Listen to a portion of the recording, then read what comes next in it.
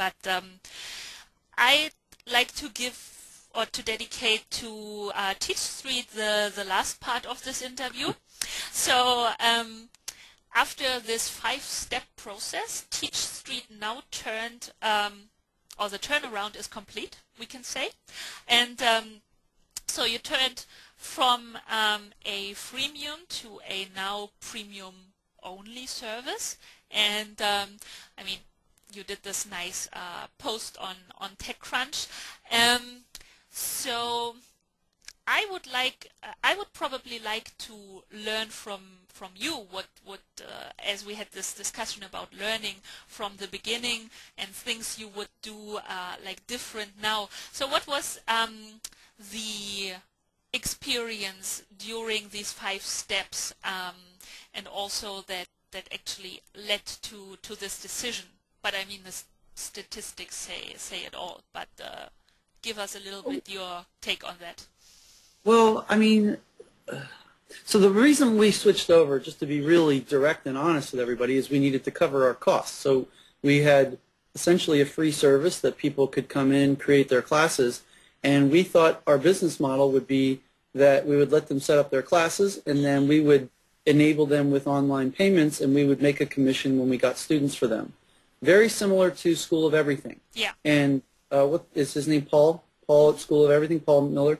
So Paul wrote a great post on School of Everything maybe 9 months ago, maybe a year ago, about what their assumptions were and then what people actually did. And I'd say our results were similar. Ours were probably a little better, but not in, just similar. And so when we went and we surveyed our users and talked to our users and said, well, why aren't you using payments? Is it about the fees or the rates? Are they too high? Do you hate PayPal? Do you, blah, blah, blah, a whole host of questions.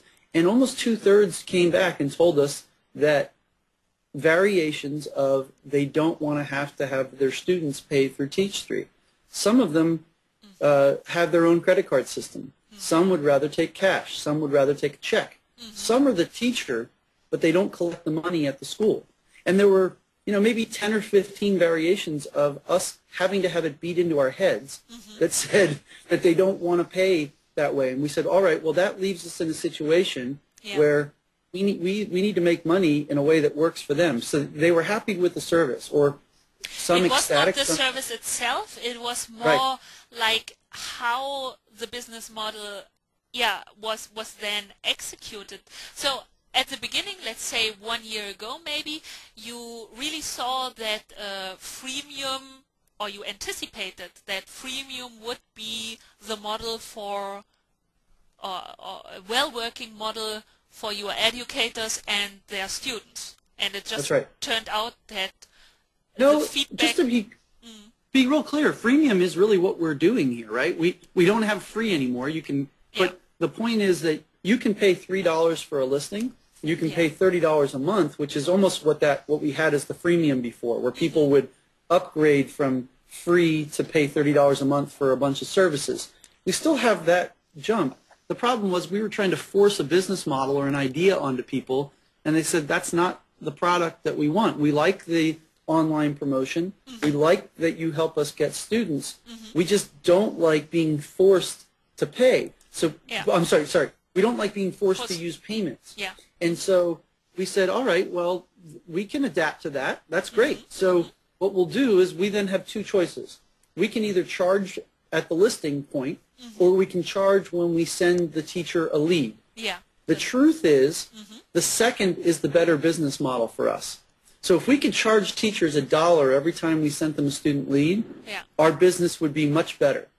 But you can't do that with the type of teachers, or a lot of the types of teachers we have, because they would argue, well, wait a second, you sent me 7 phone calls, but only one of them turned into a student. I only want to pay for that one. Which is kind of normal that you have, even though you get leads, but not every lead is a deal, of course, naturally. That's right. Yeah. And that's right. And so those are like Google pay-per-click, right? We're all used to paying Google every time somebody clicks, even though none of those.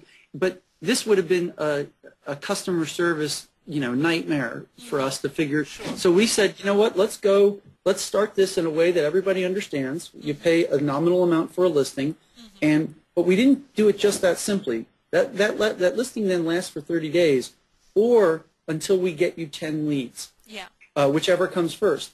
And the reason we wanted to do that is we wanted to start educating people about this idea about leads, because the 10 could vary. 10 could be 20 in some categories. It could be 2 in other categories, depending on. That's right. And so, and then that led to things like we saw that we weren't doing a good job of communicating metrics to teachers. So you're probably getting our weekly metrics mails now that show you how many views your classes get and how many leads and different types. We realized when we saw the complaints from teachers that we had forgot to send them updates on metrics.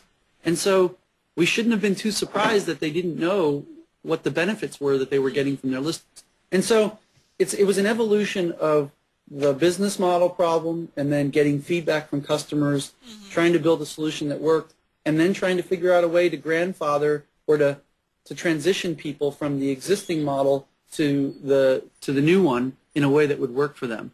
And if we speak a little bit about the results now, and I like to verify these things for myself. So speaking about my TeachStreet account is, first thing is that I get considerably more interest or potentially interested students.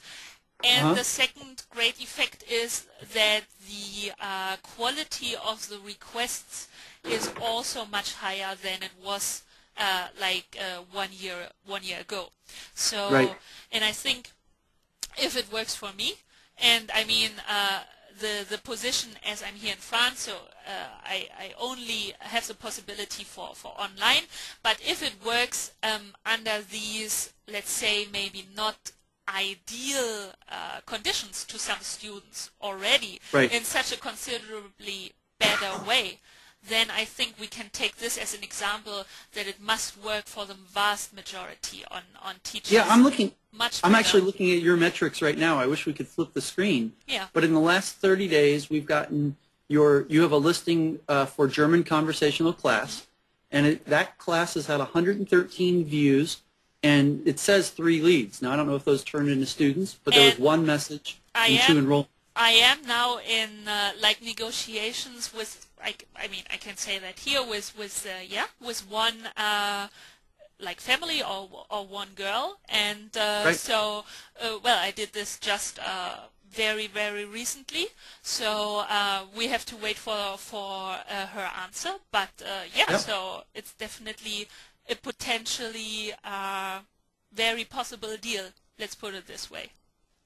Good. And Well, I I'm also just had featured. 3 other, I also had 3 other requests, so I'm waiting for answers. So it's a great That's great. way. Well, I actually just featured it for you as well, so get you some extra promotion on the homepage, etc.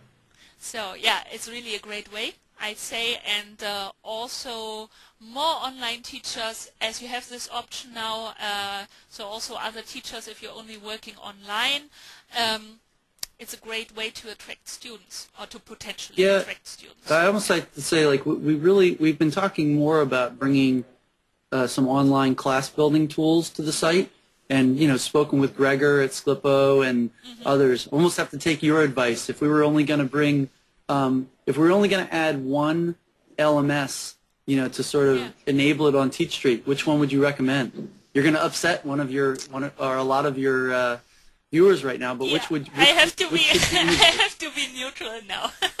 Okay, maybe you can send me an email with 2 or 3. Yeah, we do it like this. Yeah, we do it like this. I'd say an email. I really don't want to upset. We're open to the idea because we think we have a lot of teachers who would create online classes. This actually is why we were looking at that PEEP code that I mentioned earlier. But thinking about teachers would teach online classes or create them if there was an easy alternative. And you and I both know that there are many easy alternatives, but it's which one would work best for them, and then how do we integrate that tool or their listings with TeachStreet. And I think there are some pretty good examples or pretty good platforms that we could work with, and we're sort of in a continued evolution of TeachStreet. We're getting to the point now where we're ready to do that.